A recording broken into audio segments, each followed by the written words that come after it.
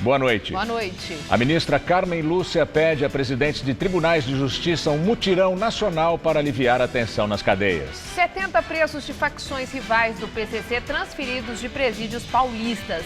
A Alckmin diz que foi em outubro. Bloqueados bens do ex-governador de Minas, Eduardo Azeredo, do PSDB. Ele já foi condenado no Mensalão Tucano e está recorrendo. Empresário Mariano Marcondes Ferraz denunciado na Lava Jato. Ele é acusado de pagar propinas em contrato com a Petrobras. Sem avisar, a Prefeitura de São Paulo bloqueia 90 mil cartões do bilhete único de ônibus. O posto da SP Trans lota. 10 anos após a tragédia no metrô Pinheiros, o Ministério Público ainda tenta a condenação de 12 acusados. Eles já foram absolvidos 2 vezes.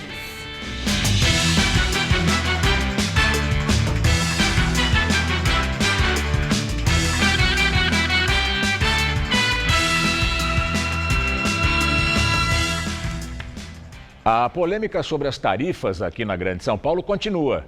Apesar da decisão judicial de ontem, que suspendeu o reajuste de ônibus da EMTU, os passageiros continuam pagando mais caro a tarifa hoje. O governo do estado diz que não foi notificado e que vai, mesmo assim, recorrer. Em evento no Palácio dos Bandeirantes, o secretário estadual de Transportes, Clodoaldo Pelicione, disse que o governo não trabalha com a hipótese do recurso que proibiu o reajuste das tarifas da integração e alguns tipos de bilhete único ser novamente rejeitado. Pelicione também falou sobre a decisão liminar de ontem, que estendeu a restrição do aumento para todas as linhas de ônibus intermunicipais do estado, administradas pela Empresa Metropolitana de Transportes Urbanos, a EMTU. Nós temos plena convicção que nós vamos reverter essa liminar. Nós devemos entrar hoje ainda com recurso à Procuradoria-Geral do Estado. E se, caso essa liminar não tenha feito, nós consigamos suspender, nós temos aqui 220 milhões que nós teremos que ressarcir as empresas, porque são contratos de concessão, nós temos que cumprir, né? O governador Geraldo Alckmin, do PSDB, já sofreu 3 derrotas na Justiça. A confusão nas tarifas começou quando o reajuste anunciado para integração entre ônibus, metrô e trem, para o bilhete único 24 horas e para o bilhete único mensal, foi suspenso por uma liminar na última sexta-feira. Alckmin não tinha sido notificado até domingo passado, quando os novos valores das tarifas entraram em vigor, apesar da decisão judicial. Mesmo sem receber a notificação, o governo entrou com recurso no dia seguinte. Só na terça-feira, o governador tucano foi notificado e suspendeu o reajuste. No mesmo dia, o presidente do Tribunal de Justiça, Paulo Dimas, negou o recurso do governo e manteve a suspensão. Ontem, uma outra liminar suspendeu o aumento das tarifas de ônibus da EMTU. Em nota divulgada agora no fim da tarde, a Secretaria Estadual de Transportes Metropolitanos anunciou que todas as linhas intermunicipais voltam a ter a tarifa sem aumento a partir da meia-noite.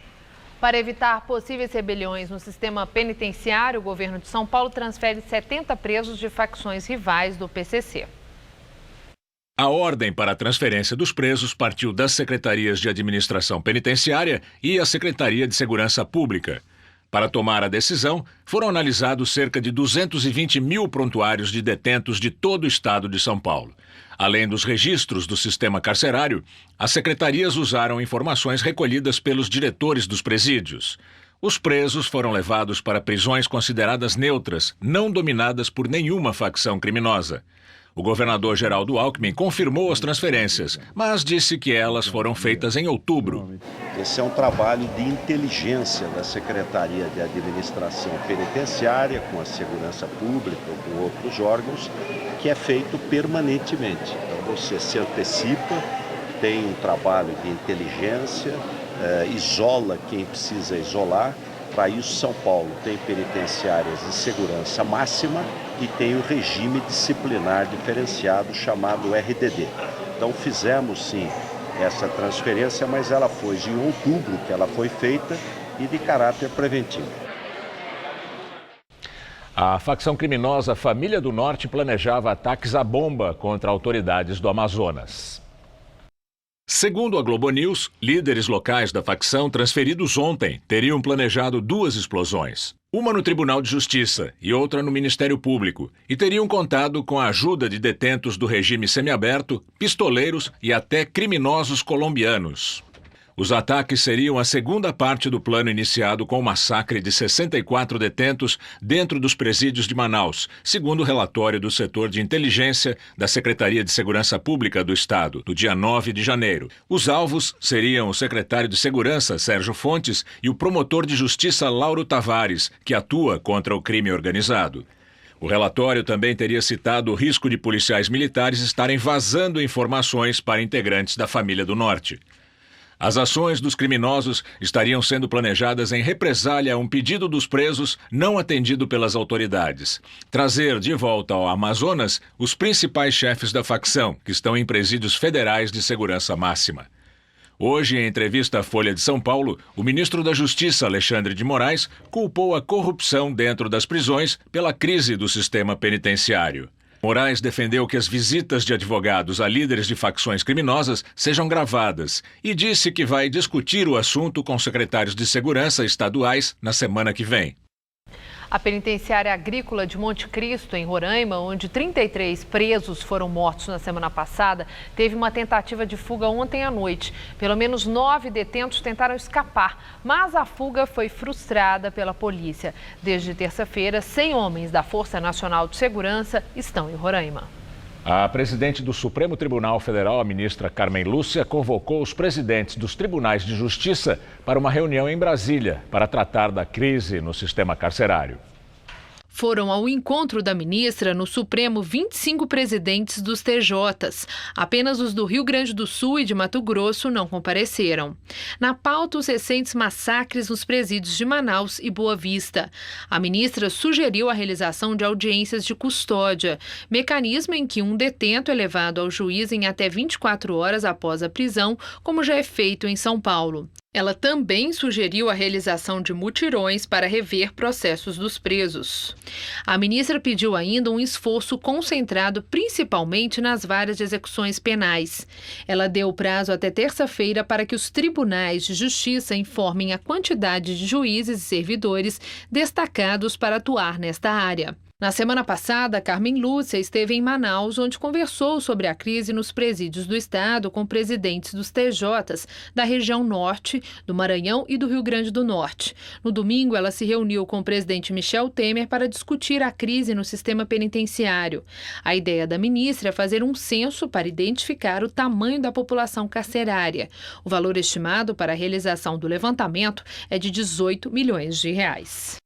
Em relatório divulgado hoje da ONG Human Rights Watch, afirma que é grave a crise no sistema penitenciário brasileiro e que as condições a que os presos são submetidos nas cadeias são desumanas. De acordo com o texto, a superlotação média nas cadeias brasileiras é de 67% e faltam agentes penitenciários, o que torna impossível o controle das prisões pelo Estado. Ex-ministros da Justiça filiados ao PT pedem a renúncia do Alexandre de Moraes. José Eduardo Cardoso e Tarso Genro assinam uma carta divulgada pelo Centro Acadêmico 11 de agosto da Faculdade de Direito da USP, juntamente com os senadores e deputados. Essa carta cita os massacres nos presídios do Amazonas e Roraima e afirma que Moraes adotou uma posição omissa e inábil, com declarações populistas e irresponsáveis. Moraes disse que seus críticos deveriam falar menos e trabalhar mais e que os governos do PT foram marcados pela incompetência. E agora vamos ao comentário de política com o José Neumann Pinto.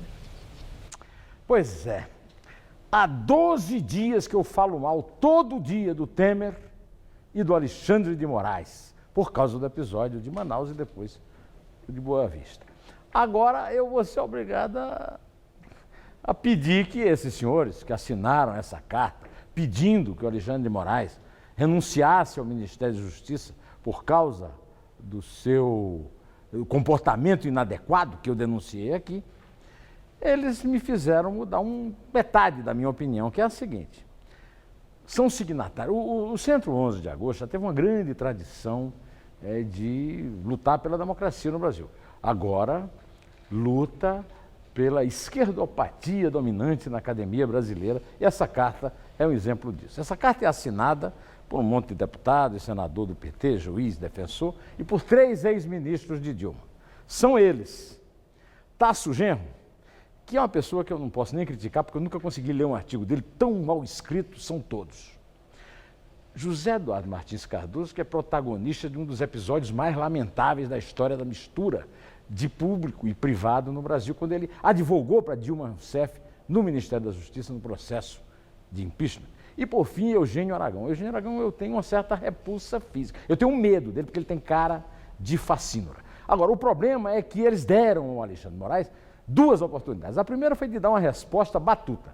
Em vez de estarem reclamando de mim, podiam ter trabalhado. Porque, na verdade, o Estadão publica um levantamento que mostra que o déficit presidiário do Brasil só vai ser extinto se continuar o ritmo de construção de prisões que veio lá do segundo governo Fernando Henrique, dos dois governos de Lula e dos 5 anos, 5 meses e 12 dias da Dilma no governo, daqui a 151 anos. O meu neto mais novo, que tem 2 anos e meio, não estará vivo quando isso acontecer. Imagina só o que acontece. A segunda coisa que realmente me causa repulsa é que a carta é de uma burrice espantosa.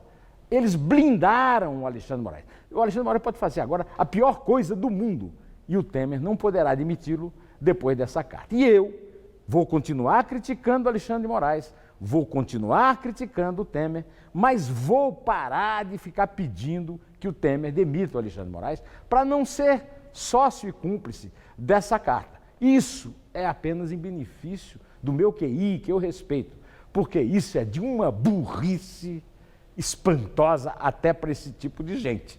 Bom, eu volto terça-feira direto ao assunto. Até. A Secretaria de Segurança Pública de São Paulo e o Ministério Público firmaram uma parceria para a criação de um protocolo único de atendimento nas ocorrências de violência doméstica contra mulheres.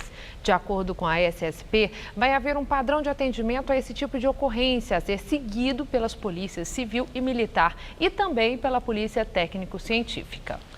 Essa medida determina que a autoridade policial ouça imediatamente a vítima e fotografe possíveis lesões se for autorizada.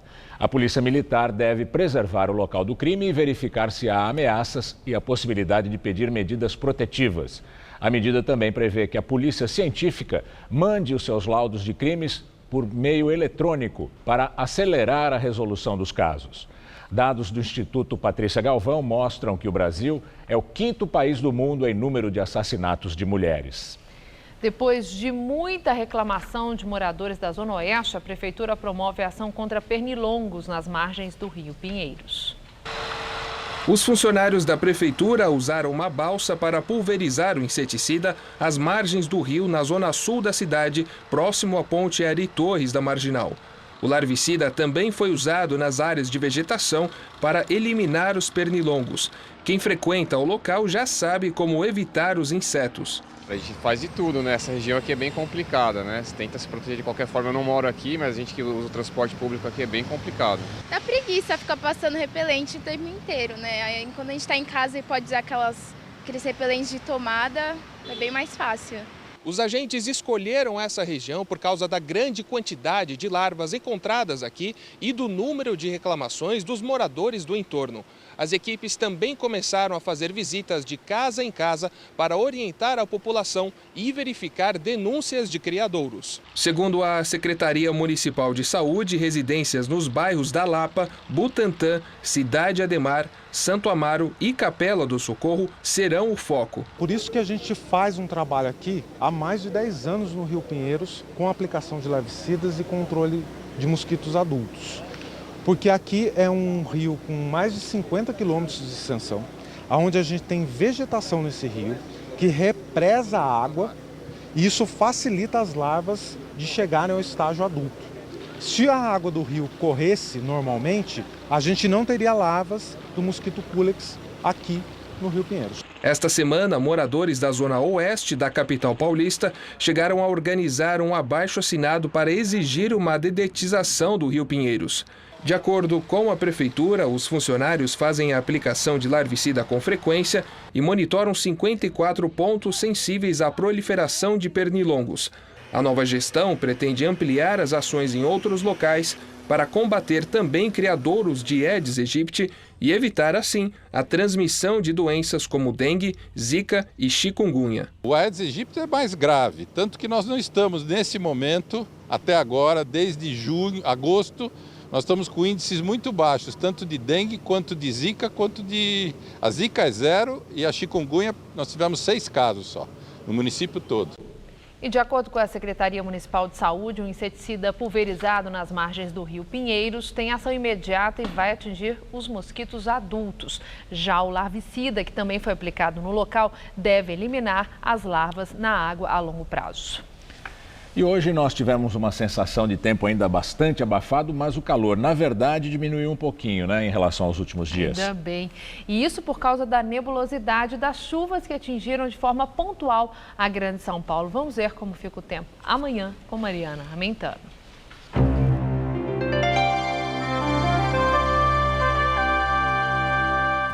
Os meteorologistas alertam para o risco de temporais nesta sexta-feira na região sudeste do país. A frente fria já vai se deslocando, mas o céu ainda fica bem nublado, com chuvas a qualquer hora, em parte aqui do estado de São Paulo e também no sul de Minas e no Rio de Janeiro. Nas outras áreas da região, assim como em quase todo o Brasil, faz sol, calor e chove de forma isolada a partir da tarde. Já em quase toda a região sul e também no centro-leste do Nordeste, o tempo fica firme e ensolarado. Vamos ver aqui como fica a nossa tabela de temperaturas? Olha só, sol e céu azul em Fortaleza, onde a máxima bate na casa dos 33 graus amanhã. No Rio de Janeiro faz até 32, com tempo ainda instável. Já a capital gaúcha vai ter um dia de tempo firme e calor na casa dos 34 graus. E Florianópolis, sol e máxima na casa dos 31. Para São Paulo, a sexta-feira promete ser mais um dia de tempo abafado e com chuvas. Uma área de baixa pressão que está no interior da região sudeste continua influenciando o tempo por aqui e espalha muitas nuvens carregadas pelo leste e nordeste do estado. Chove a qualquer hora do dia nestas áreas, até com potencial para temporais. Isso inclusive aqui na capital. Nas demais áreas paulistas, as pancadas vêm mais a partir da tarde. A máxima amanhã chega aos 34 graus em Presidente Bernardes e em Votuporanga e aos 32 lá na cidade de São José do Rio Preto, mais ao norte paulista. Aqui na faixa leste, o tempo fica mais instável e até refresca um pouco algumas cidades. A máxima vai ficar em torno dos 29 graus em Campinas, dos 28 em Santos e dos 27 graus em Caraguatatuba. Vamos ver como fica o tempo aqui na capital nos próximos dias? Enquanto a máxima amanhã fica em torno dos 28 graus, um dia mais fresquinho por causa das chuvas e da nebulosidade, no final de semana o sol volta a predominar e a máxima vai aos 30 graus, tanto no sábado quanto no domingo. O ministro da Educação anunciou o reajuste do piso salarial dos professores. O aumento vai ser de 7,64% agora em janeiro. Assim, o salário base da categoria vai ser de R$ 2.298,80. De acordo com o ministro, o valor deve ser pago para docentes com formação de nível médio, com atuação em escolas públicas e com 40 horas de trabalho por semana. Aqui em São Paulo, os professores já ganham mais que o anunciado pelo governo federal. Na rede municipal, o salário é de R$ 3.550 para uma jornada de 40 horas. Na rede estadual, é de R$ 2.415. Na Praia Grande, o presidente Michel Temer inaugurou hoje uma escola com o nome do irmão dele. Michel Temer participou da inauguração de uma escola municipal aqui em Praia Grande, no litoral paulista, que recebeu o nome de Fued Temer, que é o irmão do presidente já falecido e que foi professor universitário em São Paulo. Temer agradeceu a homenagem. O meu irmão Fued Temer sempre foi um espelho para mim. Foi aquele que me inspirou, penso eu, para que eu pudesse, com a ajuda de Deus, naturalmente, mas sempre com a recordação dele, né? Inspirou-me para que eu tivesse uma vida universitária, uma vida profissional, uma vida pública de muito êxito. Não é sem razão que hoje eu compareço aqui em Praia Grande na condição de presidente da República. No evento estavam também o ministro da Educação, Mendonça Filho, e o vice-governador de São Paulo, Márcio França. Ao final, Michel Temer deu uma rápida entrevista coletiva e disse que em pouco tempo o governo conseguiu boas coisas no país e destacou a redução da inflação e dos juros. Nesse brevíssimo tempo de governo, nós já reduzimos a taxa de juros e há uma projeção, nada certo, evidentemente, mas há uma projeção no sentido de que os juros venham caindo paulatinamente, porém responsavelmente. Somado, naturalmente, à questão da queda da inflação. Vocês se recordam que no passado era 10,70 a previsão da inflação. E nós estamos hoje com 6,29. Portanto, abaixo do teto que seria estimado para a inflação. Esses dois fatores ajudaram muito a queda dos juros no nosso país. José Medeiros, do PSD do Mato Grosso, diz que é candidato à presidência do Senado para atender ao pedido de uma ala insatisfeita com a candidatura única de Eunício Oliveira, do PMDB. A eleição do sucessor de Renan Calheiros está marcada para o dia 1º de fevereiro. Na Câmara dos Deputados, a eleição para a presidência vai ser no dia seguinte, 2 de fevereiro. Rogério Rosso, do PSD, e Jovair Arantes, do PTB, são candidatos. Rodrigo Maia, do DEM, que é o atual presidente, também deve concorrer. Direto de Brasília, Josias de Souza fala agora sobre essas eleições para as presidências da Câmara e do Senado. Dentro de poucos dias, no início de fevereiro, deputados e senadores terão de eleger novos presidentes para as duas casas do Congresso Nacional. Na Câmara, o favorito é Rodrigo Maia, do DEM. No Senado, há um único candidato, Eunício Oliveira, do PMDB. Eunício e Rodrigo têm algo em comum. Ambos foram mencionados na delação da Odebrecht como beneficiários de repasses financeiros ilegais. Mas ninguém parece muito preocupado com esse detalhe no Congresso Nacional. No vácuo moral em que o Legislativo se habituou a operar, não há revelação capaz de constranger os parlamentares. No prédio ao lado, o gabinete do ministro Teori Zavascki, do Supremo Tribunal Federal, trabalha nas férias do Judiciário para preparar a homologação dos acordos de colaboração dos 77 delatores da Odebrecht. Mas os congressistas fingem que a Lava Jato não existe. Na lista da Odebrecht, Rodrigo Maia é o Botafogo. O codinome de Eunício é Índio. Os dois negam ter prestado favores à empreiteira em troca de dinheiro. Mas a chance de se tornarem protagonistas de inquéritos judiciais é real. A despeito disso, contam com o apoio do Planalto e já negociam com os partidos a distribuição de cargos nas comissões e nas mesas que dirigem o Legislativo. Há 2 anos, Eduardo Cunha e Renan Calheiros cumpriam esse mesmo ritual. O primeiro está na cadeia, o segundo deixa o comando do Senado como réu. Anestesiado, o Congresso vai transformando o velho espírito de corpo em espírito de porco. Boa noite. A Justiça bloqueia bens do ex-governador de Minas Gerais, Eduardo Azeredo, do PSDB. A decisão faz parte de uma ação de improbidade administrativa relacionada ao mensalão Tucano. O valor bloqueado não foi divulgado. Segundo o Ministério Público, houve improbidade administrativa com a transferência de cerca de 3 milhões de reais das estatais Copasa e Comig para empresas de publicidade de Marcos Valério, condenado no mensalão petista. Segundo o Ministério Público, não houve licitação nem formalização de contrato administrativo. A ação contra o Tucano Azeredo foi proposta pela Procuradoria-Geral da República em 2003, no Supremo Tribunal Federal. No entanto, a investigação foi remetida à primeira instância, quando ele renunciou ao mandato de deputado federal em 2014. Em dezembro de 2015, Azeredo foi condenado a 20 anos e 10 meses de prisão, acusado de participar de um esquema de desvio de dinheiro do governo de Minas para campanhas políticas do PSDB em 1998. O caso ficou conhecido como Mensalão Tucano. Azeredo foi considerado culpado pelos crimes de peculato e lavagem de dinheiro. Segundo o Ministério Público, os recursos foram desviados por meio de contratos de patrocínio forjados com estatais mineiras para a campanha de 98, por meio das agências de publicidade de Valério. Na época, Eduardo Azeredo era governador e disputou a reeleição pelo PSDB, mas perdeu. Atualmente, ele aguarda recurso em liberdade. A Força-Tarefa da Lava Jato denunciou o executivo Mariano Marcondes Ferraz, representante da empresa Decal do Brasil.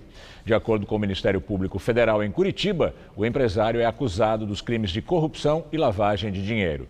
Ele teria pago mais de $860 mil de propina a Paulo Roberto Costa, ex-diretor da Petrobras. A propina foi paga para que a empresa de Ferraz obtivesse a renovação de um contrato com a Petrobras no porto de Suape, em Pernambuco. O empresário chegou a ser preso no ano passado no aeroporto de Guarulhos, mas foi solto após pagar fiança de 3 milhões de reais. A Prefeitura de São Paulo bloqueou mais de 90 mil cartões do bilhete único e usuários lotaram os postos da SP Trans.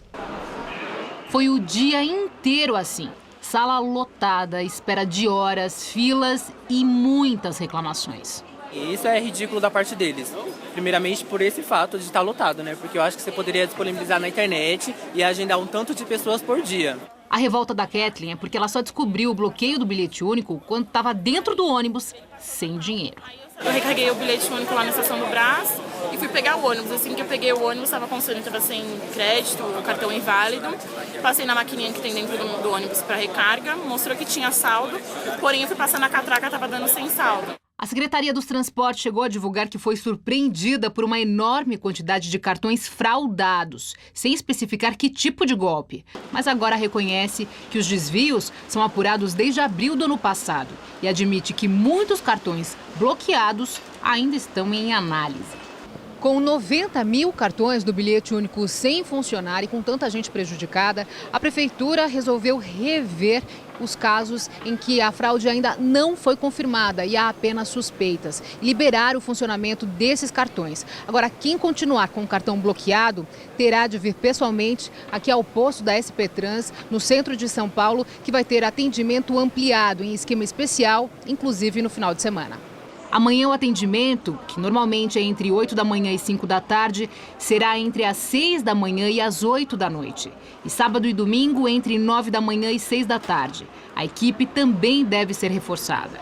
A Roberta, que pega as 6 conduções por dia entre ida e volta para casa, tinha pressa para resolver a situação e encarou a fila. Desculpa a palavra, mas acho uma pura sacanagem, porque ninguém avisou nada a ninguém, não deram uma sequer mensagem, sei lá, nem por rede social, né? Não precisava nem ser por televisão, que um avisa o outro, mas eu achei muito descaso. Muita pessoa perdeu dinheiro com isso, governo nenhum, tenho certeza que não vai ressarcir ninguém, governo, prefeitura, e a gente fica no prejuízo, né? A SP Trans garante que o usuário que for ao posto da Rua 15 de Novembro vai receber um novo bilhete, mas pede que as pessoas colaborem e não recarreguem os cartões por valores abaixo dos praticados oficialmente em pontos clandestinos. A Prefeitura avalia ainda que as fraudes devem ser resolvidas em definitivo em 4 meses, com possivelmente a troca do software da empresa.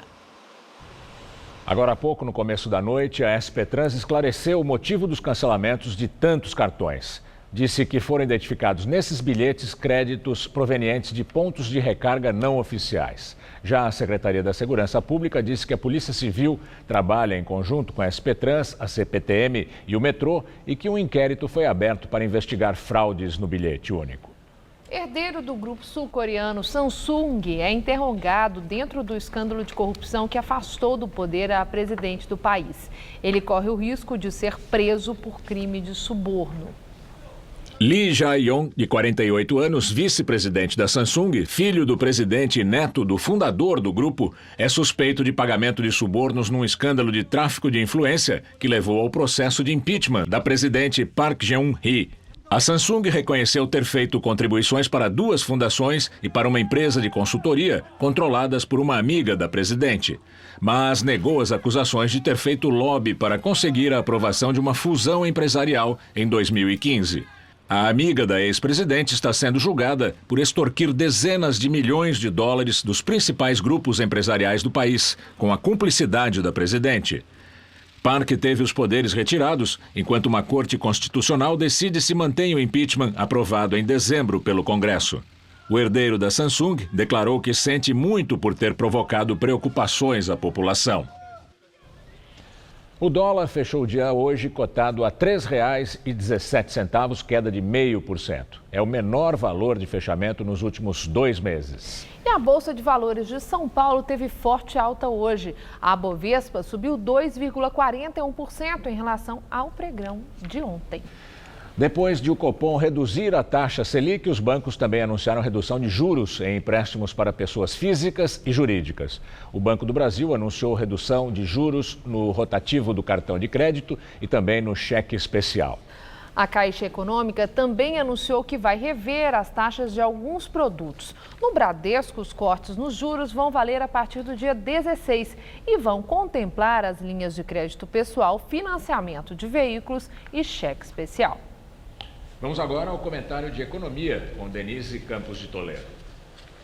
O mercado já vinha meio dividido entre um corte de meio de 0,75 ponto na taxa básica de juros. Apostou mais em meio ponto pela postura cautelosa do Banco Central, mas o corte maior teve uma repercussão muito positiva, principalmente pela expectativa de continuidade dessa redução dos juros. Talvez com um novo corte de 0,75 já na próxima reunião do Copom.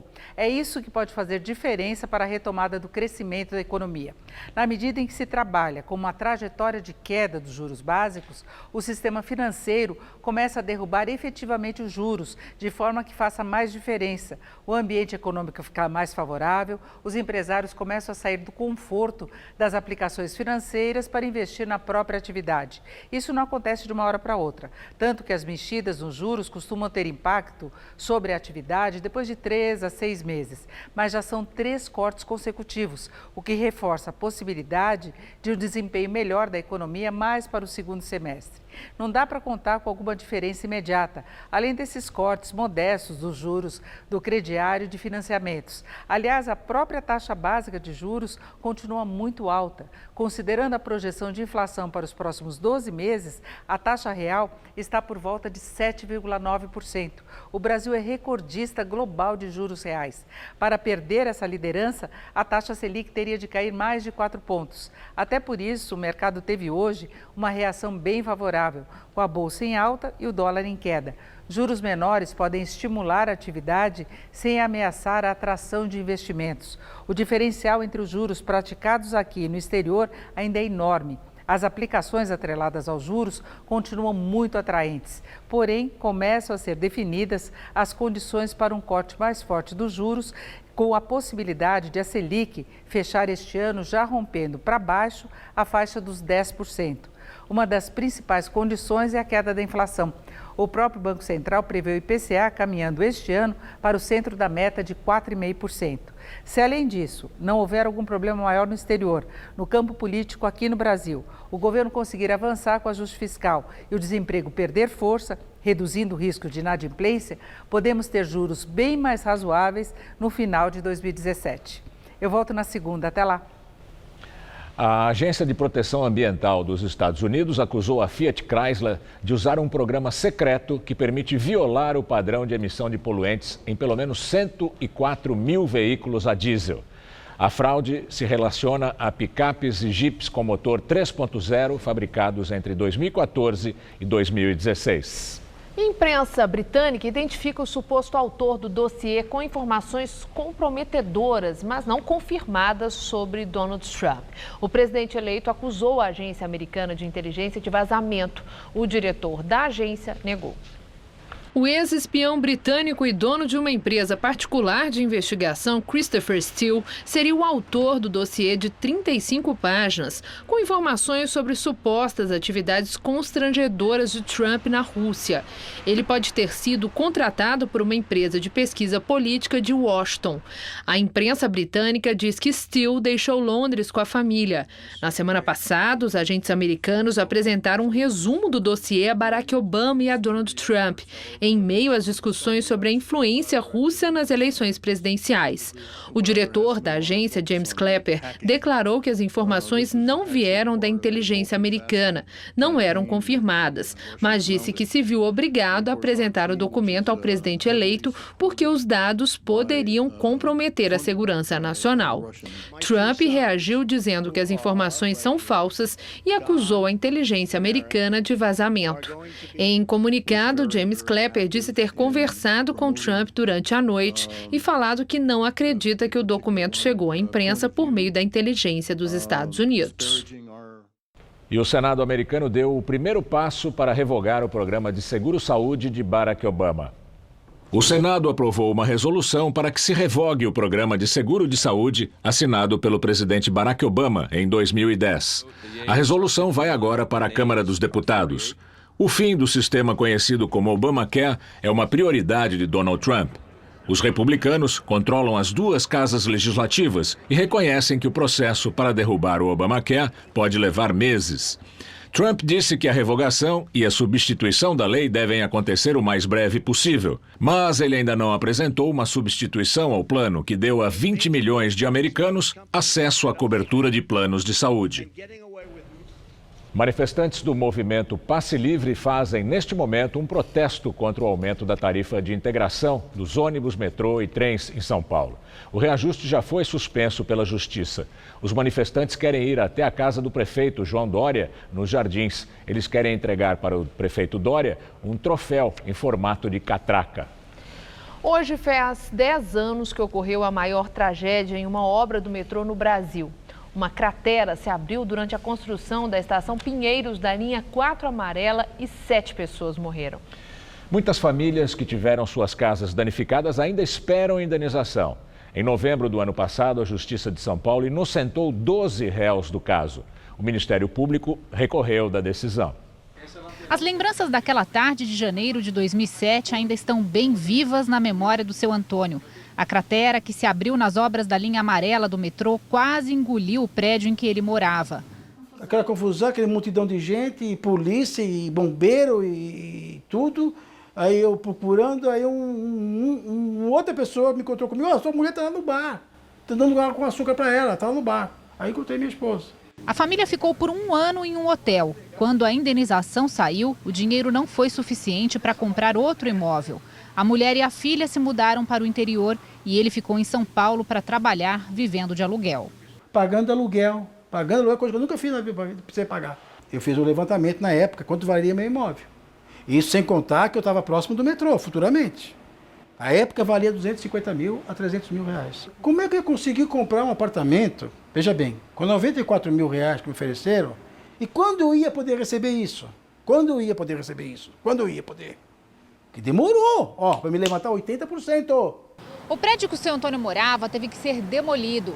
O imóvel ficava bem aqui, onde hoje está o terminal de ônibus, que fica bem ao lado da estação Pinheiros do metrô. E vendo tudo pronto assim, fica até difícil imaginar que esse lugar foi o palco da maior tragédia da história do metrô de São Paulo. Além dos imóveis que foram interditados, 7 pessoas morreram no acidente. 3 pedestres que passavam e 4 pessoas que estavam dentro de um micro-ônibus que foi engolido pelo desmoronamento. A Defensoria Pública atuou em 61 acordos firmados entre as vítimas e o consórcio Via Amarela, responsável pelas obras. Foram indenizadas as famílias das vítimas fatais, inquilinos e proprietários dos imóveis do entorno da estação. Dona Zelma, que mora um pouco mais distante, luta até hoje na justiça para receber uma indenização pela casa que ficou danificada. Na verdade, tem um quarto interditado desde 2007, há 10 anos interditado e continua interditado. E o outro quarto a gente não usa pelo tanto de rachadura que tem, e a porta não fecha, a porta-balcão, e a gente tem medo de permanecer lá. Em dezembro, o Ministério Público de São Paulo entrou com um recurso no Superior Tribunal de Justiça para tentar reverter a decisão em segunda instância que inocentou 12 réus do processo, entre funcionários do metrô e do consórcio Via Amarela. O MP acredita que o acidente poderia ter sido previsto e a tragédia evitada. Eu dou graças a Deus que eu estou vivo. E aqueles 7 que faleceram? Quer dizer, ninguém é responsável. Em nota, o metrô informou que a obra da estação Pinheiros estava completamente segurada, possibilitando a cobertura dos prejuízos causados pelo acidente. O consórcio Via Amarela informou que, logo depois do acidente, prestou todo o apoio necessário às famílias das vítimas e já pagou as indenizações. Na entrevista do dia com Maria Lídia Flandoli, a análise das possíveis saídas para a crise do sistema penitenciário. Entrevista o professor titular em Sociologia da Faculdade de Filosofia, Letras e Ciências Humanas da USP, Sérgio Adorno, coordenador do Núcleo de Estudos da Violência da Universidade de São Paulo. Obrigada, professor, por estar conosco num momento como esse, em que o país está ainda chocado com a violência em várias unidades do sistema prisional do país. Que o sistema penitenciário brasileiro um descalabro em muitos lugares não é novidade para ninguém. Mas eu pergunto, o senhor se surpreendeu com essa crise aguda, com as chacinas que nós temos testemunhado? Não me surpreendi no sentido de que esses fatos têm sido recorrentes, né? Se nós olharmos, né, sobretudo a partir dos anos 80 do século passado, você tem uma sucessão de rebeliões, não é? Rebeliões que muitas vezes causam muitas mortes, não é? Rebeliões que destroem as instalações, não é? E que vêm se tornando cada vez mais violentas, não é? Com essas decapitações, com esses atos que de fato agridem a consciência pública, não é? Então, eu como pesquisador da área não estranho. Agora, é claro, é muito difícil, mesmo um pesquisador, ficar completamente imune ao impacto dessas imagens, ao impacto desses acontecimentos e ao fato de que, de alguma maneira, nós estamos há anos discutindo a questão penitenciária, discutindo a questão da segurança pública e o impacto tem sido muito pequeno. Agora, nesse debate que o senhor menciona, tem sido elencadas várias causas para as crises que vem enfrentando o sistema penitenciário. E, dentre elas, é interessante que o ministro da Justiça fez uma referência que a corrupção que é a principal causa desse colapso do sistema. O senhor concorda? Olha, eu acho que a corrupção é um elemento e é um sintoma. Né? Atribuir a causa à corrupção, de alguma maneira eu teria que dizer que várias outras instituições do país, que não necessariamente instituições da área de justiça, também enfrentam problemas similares, não é isso? A corrupção é um fenômeno que mina a autoridade interna, que destrói a confiança, não é, nas relações sociais, não é? E faz com que um elemento muito importante, sobretudo em instituições prisionais, que deveria ser a previsibilidade das ações, não ocorram. Não é? Então, eu acho que a corrupção não é causa propriamente dita, ela é muito mais resultado de um sistema que vem, de alguma maneira, se deteriorando ao longo de décadas. E dá para elencar, dentre as causas, que são várias, é claro, aquilo que de imediato possa ser atacado, exatamente, porque dentre as causas, faltam presídios, vamos construir mais presídios.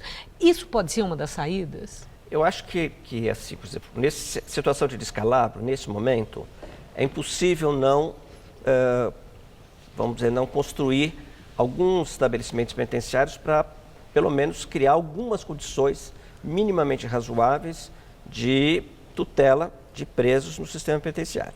Ora, essa política tem se mostrado equivocada ao longo do tempo. Né?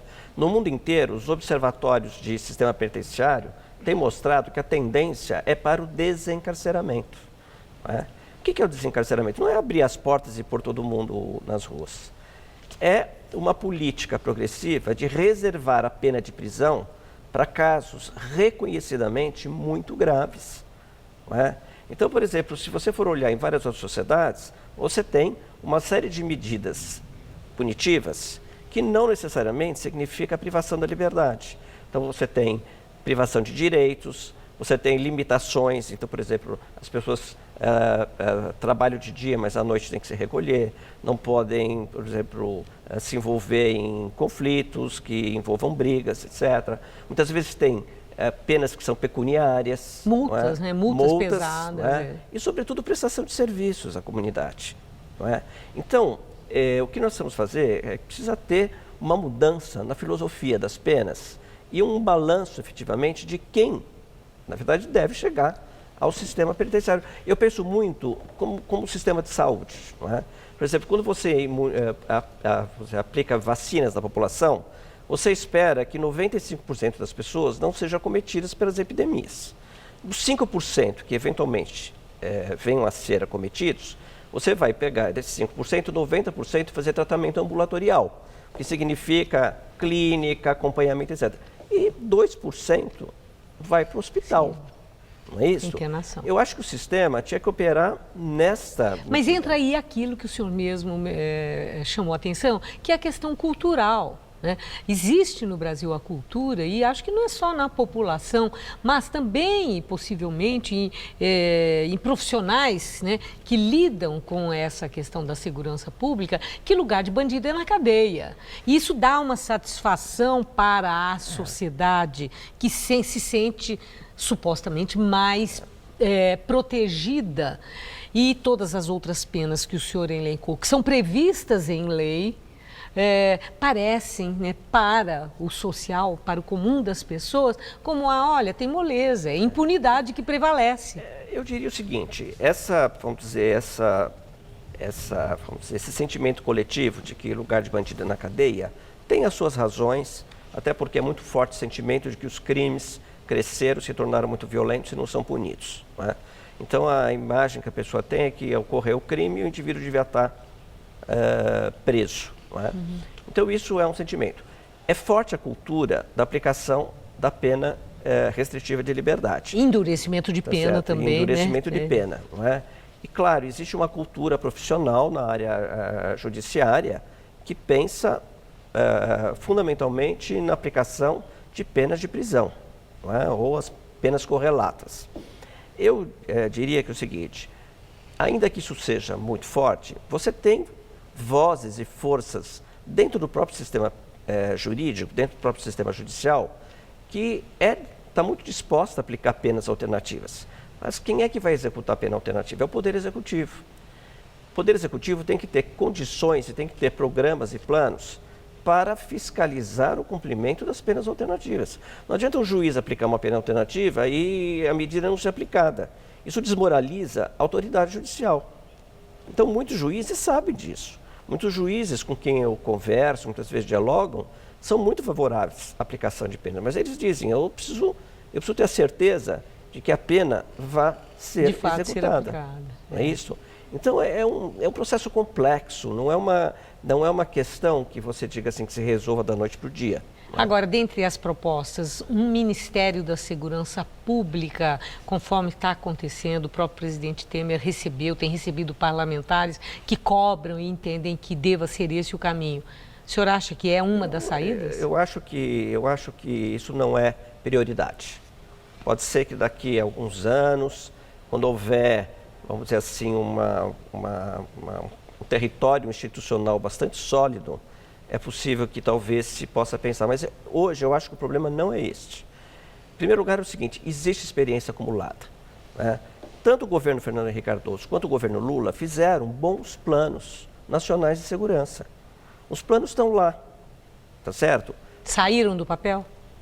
Uma parte não. Eu diria o seguinte, ambos governos tiveram uma elevada capacidade propositiva e uma baixa capacidade de implementação.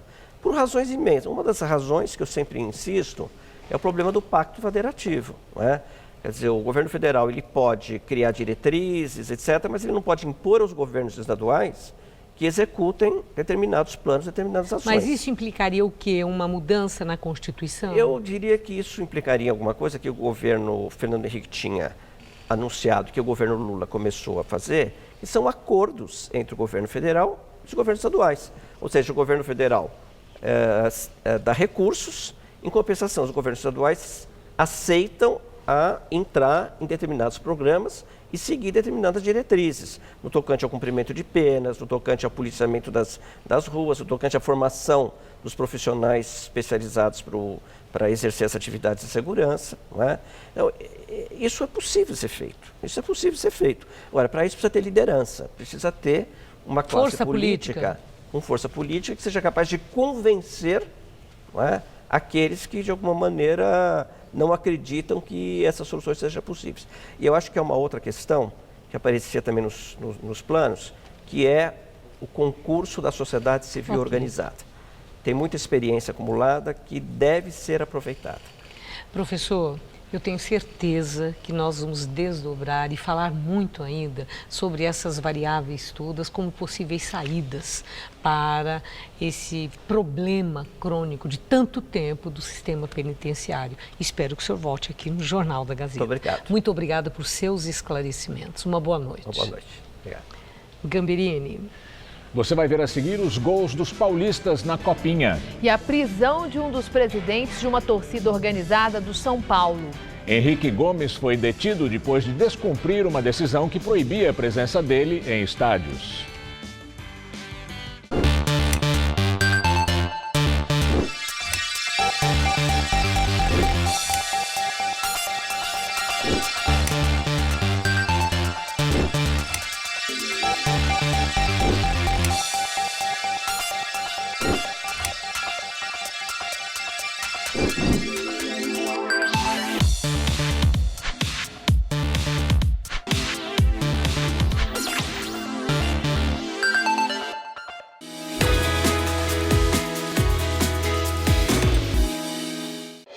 Tudo anda cada vez mais rápido. O tempo, as pessoas, as tecnologias. No coração de todas essas transformações, existe um caminho que pode mudar a sua vida. Pós-graduação Casper Libero. 4 cursos que vão acelerar a sua carreira, atualizar os seus conhecimentos e fazer você ser notado no meio de tanto movimento. Pós-graduação Casper Libero. Paixão por comunicação. Neste domingo, Mesa Redonda está de volta para debater as expectativas da nova temporada. Confira a preparação dos times, as contratações e tudo o que movimenta o universo da bola no Mesa Redonda. Neste domingo, 21h.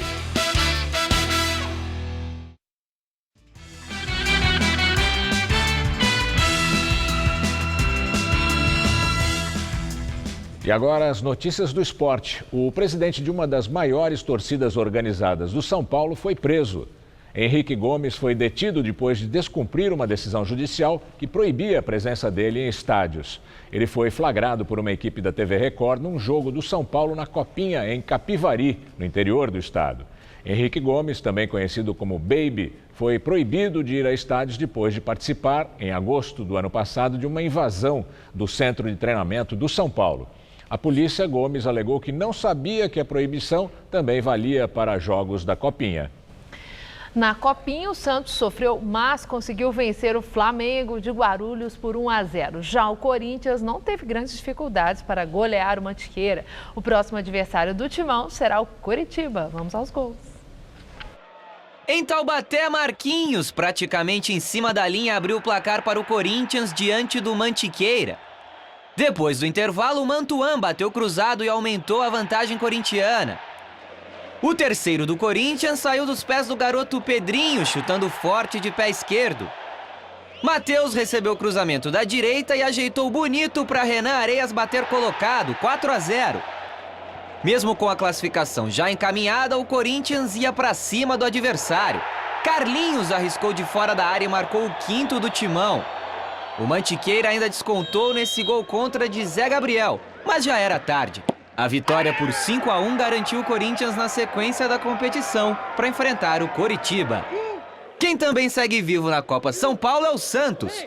A equipe praiana venceu o Flamengo de Guarulhos por 1-0, gol marcado por Renan Nascimento de cabeça. O adversário do Santos na próxima fase será o Avaí.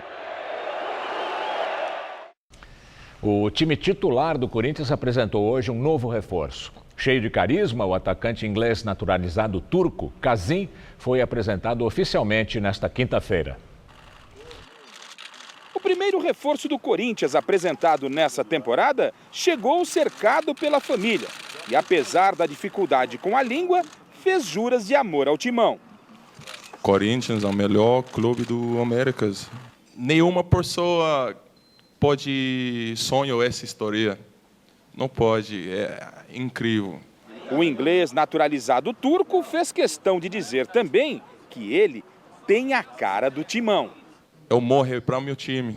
Além de Kazim, o Corinthians deve apresentar mais reforços para esta temporada. Já estão certos com o clube Os volantes Felipe Bastos, que passou pelo Vasco da Gama, e Gabriel, que estava no Palmeiras. E a notícia mais importante dessa quinta-feira é que a diretoria corintiana confirmou: Jadson está rescindindo seu contrato na China e pode reforçar o Corinthians ainda nessa temporada. E tem novidade também no Palmeiras. O time continua a sequência de apresentações de reforços. Hoje foi a vez do meio-campo Michel Bastos. Sei que a briga vai ser boa, mas sadia. Acho que é sempre bom você poder jogar com jogadores de qualidade. Isso te faz trabalhar mais, sabendo que a disputa vai ser grande, mas fico feliz por causa que eu sempre fui, na minha carreira inteira, foi assim. Nos clubes que eu cheguei, sempre tive a oportunidade de jogar com grandes jogadores, e no Palmeiras não vai ser diferente. Então é trabalhar forte para poder ganhar um espaço. No futebol internacional, Neymar finalmente quebrou o jejum de gols. O atacante brasileiro não marcava havia 11 jogos. O gol dele ajudou na vitória do Barcelona sobre o Atlético de Bilbao. No Camp Nou, o Barcelona precisava de uma vitória sobre o Atlético Bilbao para seguir adiante na Copa do Rei. Suárez abriu o placar com este belo voleio, 1-0. No segundo tempo, Neymar cobrou o pênalti que ele mesmo sofreu e aumentou a vantagem. Depois de 11 jogos, o brasileiro voltou a marcar pelo Barça. O Bilbao foi para cima e conseguiu diminuir na cabeçada de Saborite. Este resultado igualava o placar agregado. Mas aí Lionel Messi entrou em ação e, em uma cobrança de falta certeira, garantiu o Barça nas quartas de final. O argentino igualou o recorde de Ronald Koeman como jogador com mais gols de falta na história do clube. Agora são 26 na conta do camisa 10. O Jornal da Gazeta termina aqui. A edição de hoje pode ser vista no site do Jornal da Gazeta. Mais notícias em nossa edição das 10. Uma boa noite para você. Boa noite e até amanhã. Confira os bastidores da vida dos youtubers no Todo Seu de hoje. Logo mais, 10h30 da noite.